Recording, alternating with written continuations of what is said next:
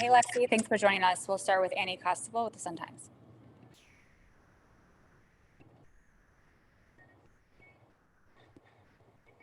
Hey Lexi, how are you? Good, how are you? I'm good.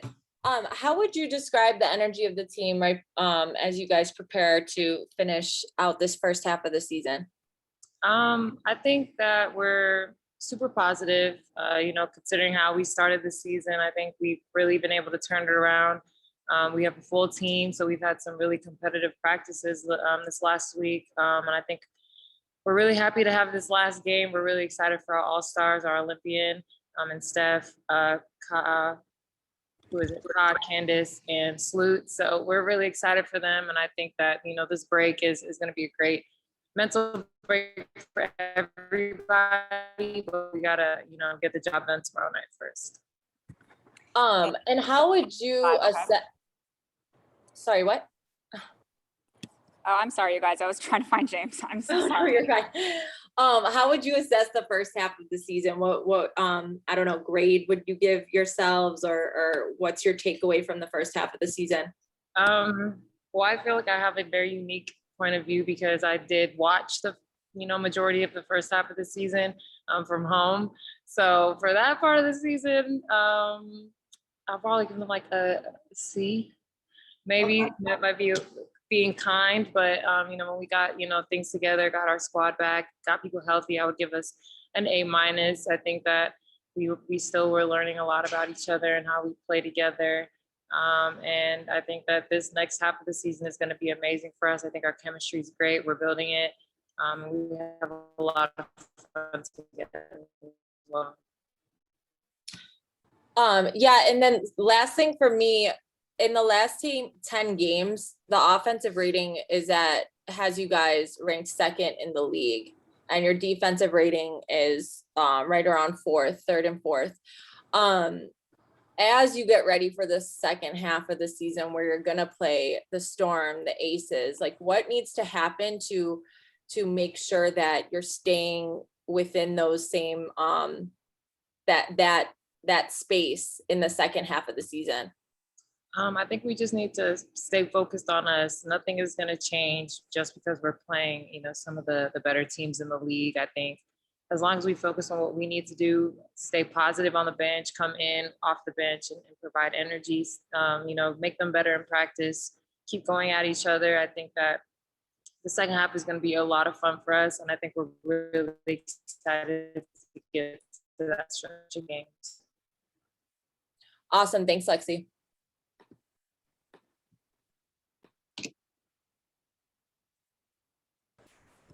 All right. Thank you so much. Oh, Sylvia Guerra.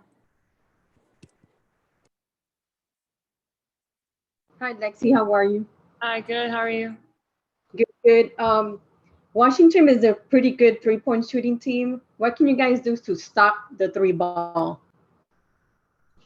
We just have to be aware where the shooters are, close out without leaving our feet, don't foul. I think we've done a really good job defending three-point shooting teams. I think our best two defensive performances on that was when we were in New York. So we are definitely capable of stopping a three-point shooting team from going crazy from the three-point line. We just have to stay focused. That's the biggest thing is being focused, following the scouting report, and communicating. Thank you. Great. Thank you so much, Lexi. We'll bring in James Wade next.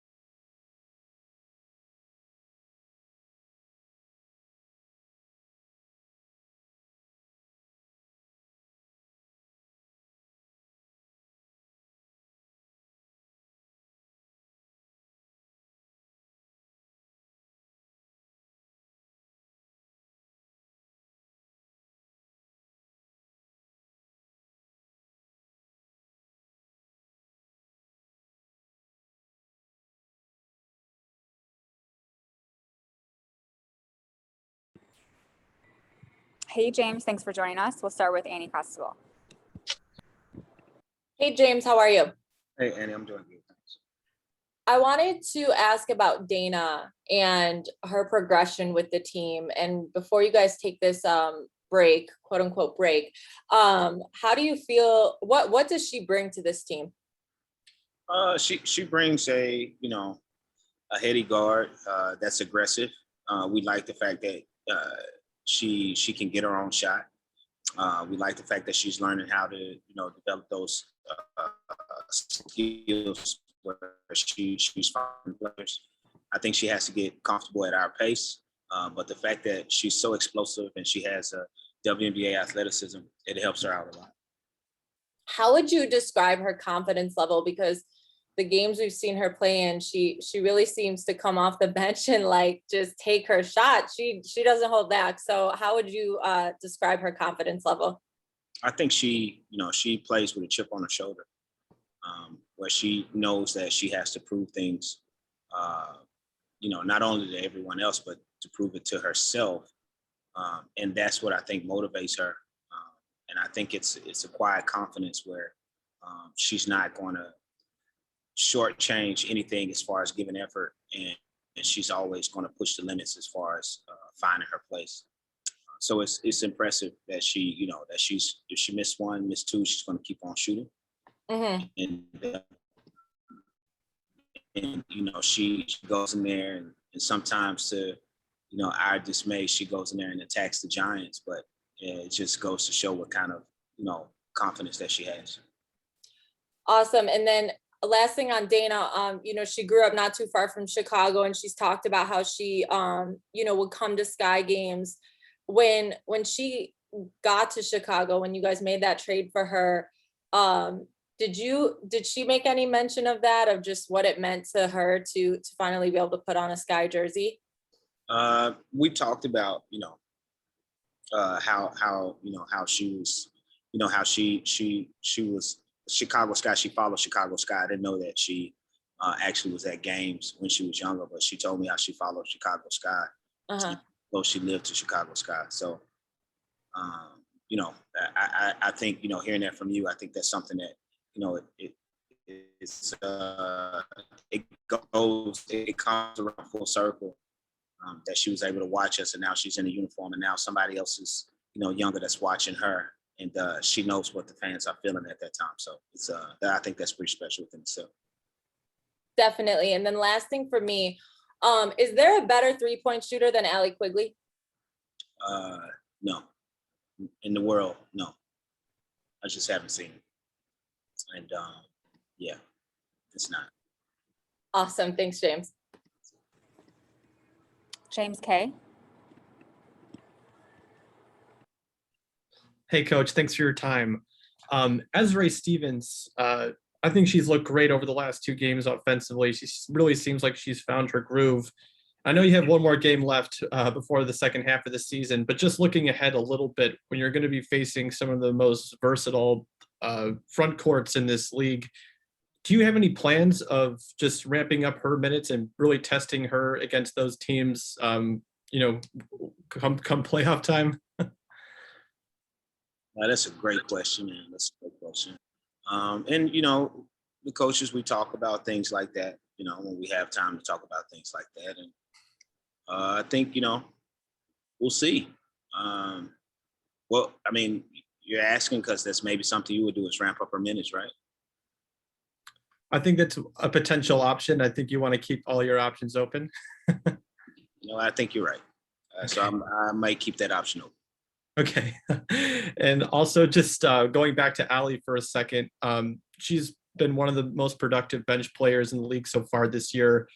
Just quickly, can you make a case for why Allie Quigley might be a candidate for 6th Woman of the Year? I think over these 10 games, she's maybe, one of our top 2 scorers. And when she was out, we struggled.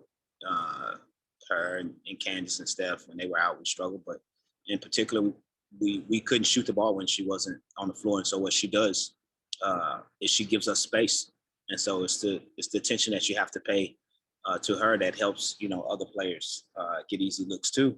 And not the fact that she's averaging, 12 points or whatever off the bench or shooting high 40s from three. But to do it on a team where you have 5 or 6 players averaging double figures, and she's able to contribute the way that she does, and not the 30 minutes that she's, normally used to playing. So I think her points per 40 are probably higher in the top, top percentiles of the league. So she scores, and she scores well, but she also allows other people the ability to score and easy opportunities. Thanks, Coach. Appreciate it. All right, no problem. Great. Thank you so much, James. And thank you all for joining us. We're going to wrap a little early today. If you have any individual requests, send them over and we'll get you set up. Thank you.